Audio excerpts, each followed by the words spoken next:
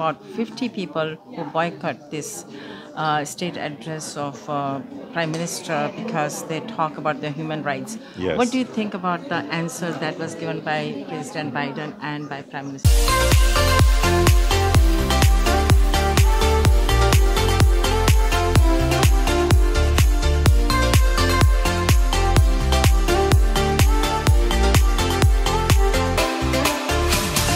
Hello everybody, this is your host Neeta Bhasin, and we Indians living in America are overwhelmed from the visit of India's Prime Minister Mr. Narendra Modi to the USA.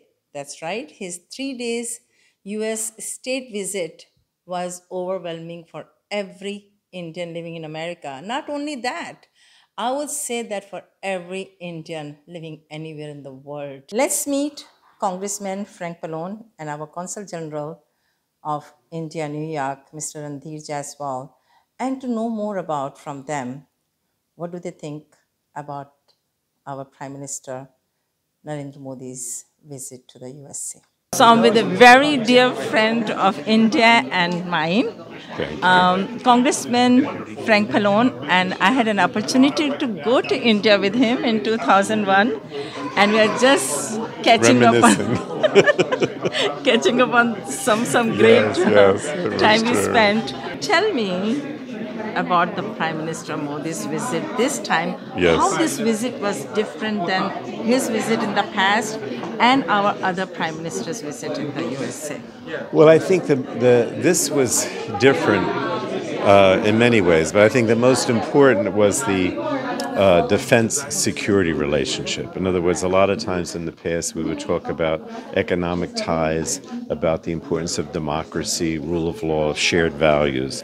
But right now I think the biggest concern is security and defense. And, you know, historically, if you go back many years, India was primarily relying on Russia for its defense and military needs, and now we see the United States kind of, I say, replacing Russia really as not only a supplier for armaments, but also in terms of defense cooperation. So if you listen to the Prime Minister's speech, he talked a lot about, concern about rising military prowess of China and how that threatens India and the United States, and how we have to work together with the rest of the Indo-Pacific countries to make sure that we have a strong defense. I think that was the most significant. So, 20 years back, even 10 years back, the relationship of USA-India, when President Biden started his leadership, was not very good.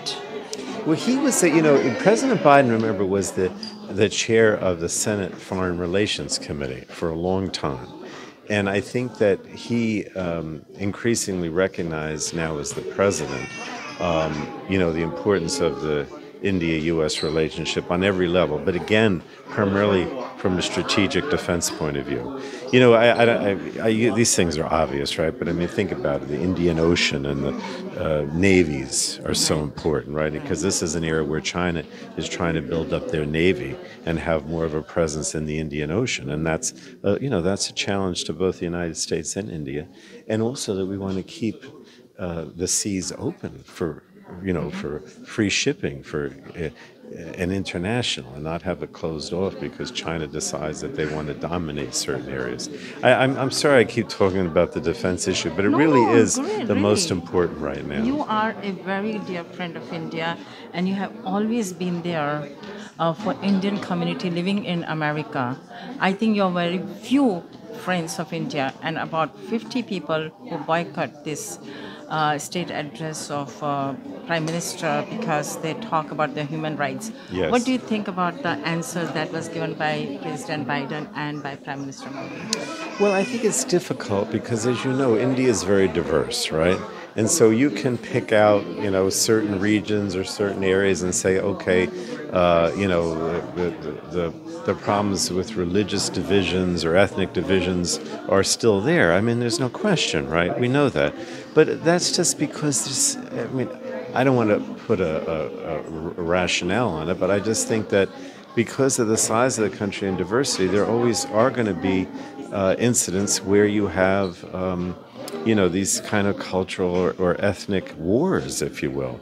And I think that the Prime Minister recognized that. He said that, we're going to have to deal with this.